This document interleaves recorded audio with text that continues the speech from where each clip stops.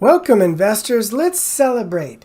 Let's celebrate some of my Patreon members' best winning trades from the last year or so, and we'll take a look at their buy points and sell points, see what they did right, and let's get a little bit surgical and see if we could have been more precise on entry points or perhaps sold in a different area, etc. Let's see if we could have done something in hindsight to juice their gains. Now, everything's easier in hindsight, right? Whether it's a sporting event or a relationship or trading a stock. But let's look through that helpful lens of hindsight and learn from these charts. And if you want me to dissect one of your winning trades, consider joining my Patreon. There's a 7-day free trial link in the description below. Keep in mind, this is not investment advice, purely for education, for entertainment. You need to make your own investment decisions. And with that, let's look at Leanne Sullivan's pick here, AFRM. I said pick, but I meant trade. She said, I'm looking at my second monitor here. Sorry for breaking eye contact. AFRM was my best winner for 2023. I just repurchased it today. Now today meaning right here. I sent over the chart via stock charts. Yeah, so I've got the chart pulled up. This is AFRM. AFRM is in the finance industry, provides information technology solutions for digital and mobile, first commerce. Looking at the weekly chart, it is working up the right side of a very deep base. A lot of these tech stocks had really deep bases in 2022. Relative strength of 99, that's really good. And from looking on the weekly, it really looks like a pretty nice cup with handle now. It's at 50. Actually, it still is in the bottom third of this base. So we would discount, well, let me slow down. Normally, you don't want a base to be this deep. But you see this line, vertical line here? This is the 18-month line. O'Neill did a study and ended up asserting that any overhead supply past the 18-month mark, you should discount it or maybe ignore it completely. Looking at it from that scale, this stock essentially is at new, well, we can't say all-time highs, but it doesn't have overhead supply that should affect us. So from this perspective, it looks great. Now let's zoom in and look at your trade here. So I noticed that you marked the volatility contraction. That's what we want to see, a wringing out of the towel, so to speak. And here you had large, medium, small oscillation, smaller oscillation, nice little handle here. You even made a pennant out of the handle. That looks good. And looks like you bought within the handle on this gap up. I probably would not have bought. That looks like a fairly big gap. I try not to chase gaps. That's coming right into supply right there. So I probably wouldn't have bought there. But I do like the buy here. You got a little tiny pivot to trade off of. So I was just thinking about this, this little base here. It's kind of your standard cup with high handle. Cup with high handles work well in a bull market, which is what we have. Like this little shakeout right here. You also have a double bottom in this cup. That's what's known as a fractal, a pattern within a pattern. Exploded out of the gates here. I wonder if this was earnings. Well, let's just look. This was not an earnings move. In any case, you sold into strength here, which is great. You sold half at 30%. That's fantastic. You sold another third at 67%. And you sold the remaining shares for a 90% gain. That's awesome. I like how you didn't get greedy. And if you look, here is a bearish engulfing day. This candle engulfs the prior white candle. That is definitely a sign that the trend may be ending. And sure enough, it did. And you know what else? People love to set sell limits at 50. So it's very common to see a stock roll over at 50. And sure enough, it did. Then it made a pullback to the 50-day moving average. And as we've talked about with my Patreon members, when you have a strongly ascending 50-day moving average, the first time a stock touches it, we usually see a bounce and a continuation of the trend. And you followed my advice exactly, and you bought right where I would have. Nice bounce here. I hope you didn't get shaken out there. I'd like to measure. Let's hope that you did not, because now, as you can see, it has had a big explosion on earnings day. What I expect to see it going forward now is this right side of this little base is pretty contracted, asymmetrical, right? So it's probably going to run up here to 50 or so and then handle out, or maybe come back and retest the 50 again. And if the market stays hot, I suspect it will push through 50. So if I owned this, if you still own this, Leanne, I would hold through this. I'd probably put my stop, maybe a stagger stop, a piece here and a piece beneath this long candle wick. Let's call it a candle tail. The wick is on the top, isn't it? Depending on, you need to measure that. I always do maximum stop of 10%, generally around 5, or sometimes I'll do a 5 and a 10, which gives me 7.5.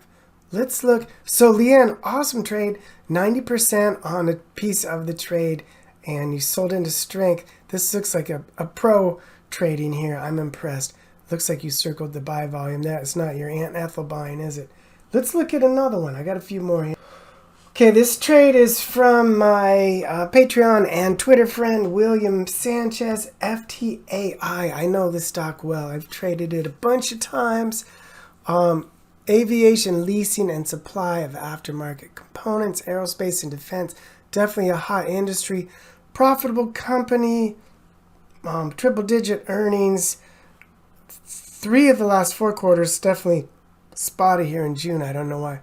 Looking at the monthly, 10-year-old company, explosive the last couple years, 96% relative strength, 2% dividend. That's really nice. Now let's look at your trade. Just looking at it here on MarketSmith, we had this nice, how do I do my line tool here? Oh, I'm pushing the wrong button. There we go. We had this nice trend channel, and then it broke out of the channel, and it's getting parabolic. That's a sign that it needs to come back in and pause out. And sure enough, that's what it's been doing the last few days. Now let's go and look at your trade. You said buy at 42 on 12/4. Let me pause it. Okay, so you bought 12/4, December 4th, right there, and you sold on January 22nd. Let me mark these real quick. Okay, let's see. So you definitely are not early to the party. This is a nice little swing trade, though. You had a nice prior uptrend. Let me turn that off. That's a little annoying. Nice prior uptrend. Here's a pretty nice base here. Triple bottom. 1, 2, 3. That's the cousin of a Head and Shoulders bottom. Or Head and Shoulders. Yeah. Anyway, now one thing you could have done was you could have cheated and started a position right here. But sometimes these stocks are not on our radar when they're within the pattern. In any case, in hindsight, this would have been a great half position. And then you get a little bit of a handle. Ordinarily, you could add right here, but this is wedged up a little bit. We actually want to see this handle wedged downward. So I probably would have played it cautious and not bought there. And then I see you bought a bounce off of the 21 day. And that is, that's a good way to do it. Certainly, I think this was a pullback in the general market. You saw this nice bounce. Now, I'm curious as to why you didn't buy it the day before. In hindsight, I probably would have bought it the day before. But you bought it when it went inside this candle. Maybe this was too big of a one-day move and you wanted to get a little bit better entry point. But yeah, you bought the little bounce off the 21 day here. Worked really nicely, came back in. You could have added just a tiny bit right there. And then you sold into strength when it made this little dragonfly doji. in hindsight, and it's so easy in hindsight, but this stock is really not doing anything wrong, and it wasn't getting really parabolic. I personally probably would have just taken off a third or a half here. And even now, it's coming 4 days in a row. That's about the maximum for a normal reaction. So now, if it bled off another day on large volume, see how this was pretty large volume, then that would be the day to sell. Now that would have take you out, I realize, at the same sell price, but you had more of an opportunity. And if you look here, 1, 2, 3, 4, 5, 1, 2, 3, 4. It's going to be close. See how you get these natural reactions? That's part of a normal uptrend, and it might just be doing one more natural reaction. We will know in hindsight. Now, one thing you could have done was you even could have sold half here and then moved your stop beneath this 50-day, because a lot of times the stock will get support at its 50-day. See this right here, this right here, and this right here, and this right here. So something to think about in an early stage bull market, which I think we are in. You really, we all should consider trying to play these stocks for potential longer moves. Let's look at another one. Okay, let's look at another winning trade from one of my Patreon members. And by the way, if you haven't taken a moment to like the video, could you please do so? That'll help it get in front of more viewers. This is TPH. I know this one well. This is one of the home builders, new home builders. There's a shortage of new homes due to the home building shutdown during COVID for like a year and a half. And even though interest rates are high, the shortage of homes means that these home builders are doing well. And before we look at your trade, let's pull it up on MarketSmith here real quick. TPH, profitable company. Numbers do not look good, but it's all about future expectations, I guess. Looking at the monthly, pretty new IPO, wild volatility, but it is up and to the right. Relative strength is a little low at 88. Built single family homes. Yeah, okay. So looking at it now,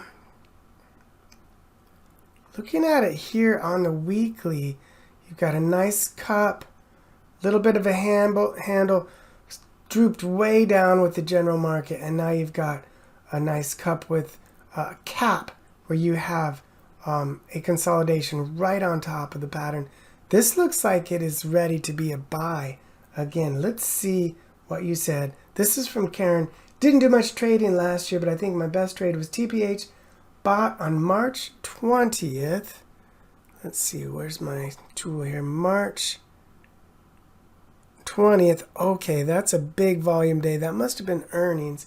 Bought on March 20th. Sold 50% on July 10th. That was another big volume day. I wonder if that also was earnings. Another half on July 26th.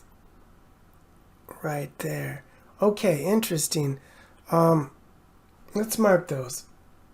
Oh, okay, and she said the first sale was for 32%. Second sale was for 24% gain. So really nice gains. This is an interesting trade here. Was just looking to see if you bought on earnings because of this big buy volume day, but you didn't buy on earnings. So you had this nice trend channel, and one thing you can do is buy when it's near the bottom of the trend channel, and then either swing trade it if it's a wide channel, or just use that to guide your trading. So this is kind of an atypical buy point. I suppose we saw this gap up, a little bit of drift and tightness. So an area where I may have bought instead would have been right here. Put on like half of a position. You had a little platform here to trade off of. It cleared this immediate supply, and then you bought this spinning top doji here.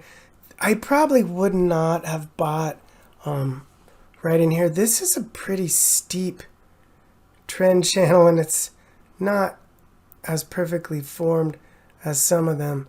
But you are in a strong industry and in a pretty strong market. So in this instance, the trade worked. And you can always jump on a trend like this and, you know, put your 5 or 10% stop and roll the dice. For example, here's one, ANF, Abercrombie & Fitch. This trend channel has been going on pretty much forever, right? So one thing you could do is wait for one of these 3 or 4 day natural reactions and then buy the bounce. Set your stop just beneath it. So that's a variation of the kind of thing you could have done over here. Now, see how the volatility increases? That's a sign that things are going to break down. You got some pretty quiet price action, and then see how it gets wide and loose?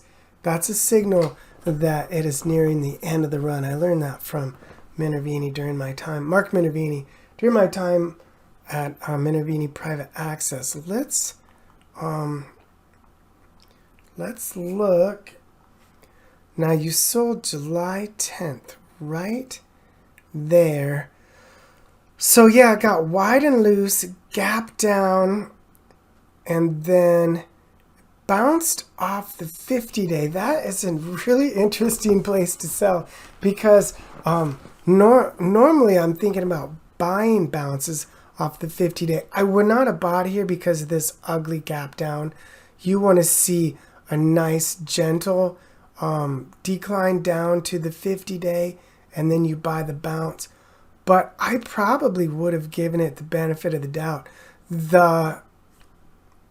I more likely would have gotten spooked out right here. I probably would have had a stop under this quasi base here and gotten stopped out right there. But you sold half here for a nice win, and then the other half was July 26. July 26. Right there. So, oh, gotcha. You sold the day before earnings. And that's pretty smart with it acting so wide and loose, and you're sitting on a nice gain. I probably would have reduced or sold the entire position. And sure enough, it came down hard the next day. And it's looking pretty good now. It's built a new base. The right side was pretty compressed, but it did give you these nice trading platforms. This was too big of a gap, but I would love to have put on a half position there, bumped it to a full position here. That was probably earnings. Maybe buy off of this spinning top doji right here. This base is pretty wonky. Let's see it just calm down. Let's let the 50-day catch up a little more, and then when it clears 35.6 or so, then maybe put on a half position. That's my ideas looking forward. But a good trade, Karen, and congratulations on the win. Okay, Easy Money says, I can't contribute too much as I have been in T-bill and chill mode too long. That's pretty funny. Easy Money, it is, or E-Money technically, it is time to get out of T-bill and chill mode. I encourage you to progressively move into the market. We really are in a really nice trading environment right now. Don't go from all cash, all T-bills to all in, but open a position or two and then progressively adding exposure if you are having success. So you got into HSY18. Do I know the stock? Oh yeah, of course, Hershey. I was looking at this one. Hershey is a defensive stock. The defensive stocks have been underperforming the last few months here. Looking at old Hershey, this has been a nice, slow, stable, steady grower. Let's see if it outperforms the S&P 500. Let's compare it. Add a list. No, can't remember how to do this. Hold on, let me just add the SPY. Yeah, there we go. Okay, so hold on. The last 10 years, it has performed almost identically to the SPY. That's interesting. So that means if you're now outperforming the SPY, you might just swing trade this one and then go long term in the SPY. Let's see if there's a dividend. 2.4. That's a tiny bit bigger than the S&P 500 SPY ETF dividend. This is getting interesting. I was actually thinking about swing trading this one soon. We had this ugly downtrend in 2023, but it's flattened out for quite a few months. Big move up on earnings, pushed over this these trapped buyers at 200, and this looks like a head and shoulders bottom, doesn't it? Shoulder, head, shoulder. Hold on. So yeah, I guess let's look at what I would do going forward first, and then we'll look at your trade. Going forward, so it moved up. Wow, this is only 4%. You always have to measure because looks can be deceiving on this chart. So 4% move today. Honestly, see how we can draw a line across the head and shoulders here? If this went inside quietly but stayed above 200, I would be comfortable putting on a small position, like a half position or something. And then you could either play it for the bounce to the 200 day and then sell all of that, or sell half and see if it's going to push above the 200 day. I have a hunch this is going to start its slow descent up the right side. Now let's look at your trade. I got a little distracted there. I got into Hershey 1/8, January 8, which is just recently, right? That's the 5th. Right there. Okay. So, I think I can remember that. Let me turn this off. So, you got your shoulder. You got your head. You got a partial pullback. Came into a little bit of support right here. Then you bought the bounce. I see your logic on that. I personally, you've got trap supply here. You've got trap buyers here. You've got trapped buyers here. I personally would rather get it at a little bit higher price after you clear all of these trap buyers. Now, in hindsight, it worked, right? And you're golden.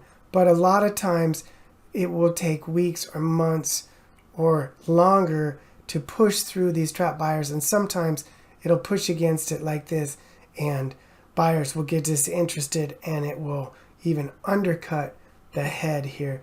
So yeah, your trade definitely worked. Now if I would have done this, I would have done a really tight stop. I would have put a tight stop like right here at 185, something like that. Hopefully you're still in this trade. If you are, like I said, if it opens up quietly and stays above 200 Friday or Monday, I would probably, me personally, I would probably add to your position. And let's end this little video with probably my best trade of the definitely last year, maybe the last couple years. This is ARM. They design semiconductor chips, and they get royalties from a bunch of companies, including NVIDIA. And this was your classic IPO base, little bit of shoulder head, shoulder action. Gave us a tight little platform to trade off of.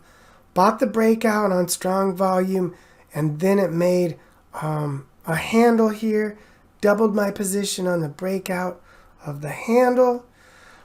Cleared the top of the cup. Now O'Neill would have waited and bought it right here, and you certainly can do that, but Minervini taught me basically you cheat on it a little bit and you can get a better entry point. And sometimes the big caps particularly don't give you a handle. So if you don't cheat and get in on the right side of the base, sometimes you are locked out.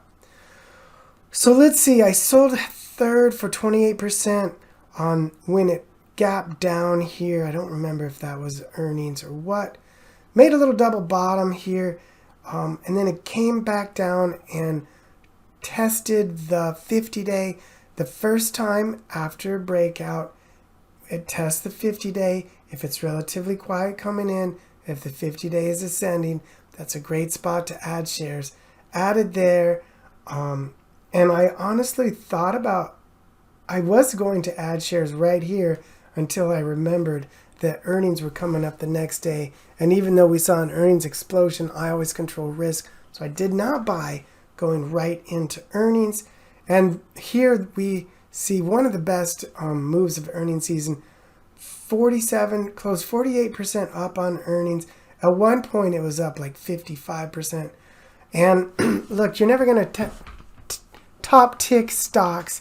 So just sell into strength and be happy with the win. In this case, I had a hunch that it was going to pause out at 100 as it often does. So I sold the rest of my original shares here for a 74% gain. And so now I have a stop set for more of my shares right here beneath today's big spectacular candlestick. And then the other half of my stop, I'm going to move this up and I'll have it right about 70. Okay, you guys, I'm going to wrap this up. Thank you, Patreon members, for sharing your winning trades. And let's do another one of these. Again, sometime soon. And if you're not a Patreon member, you might want to check it out. I show my portfolio and focus list, and I do technical analysis and fundamental analysis, much like you saw here today. 7-day free trial link in the description. I will see you in my next video.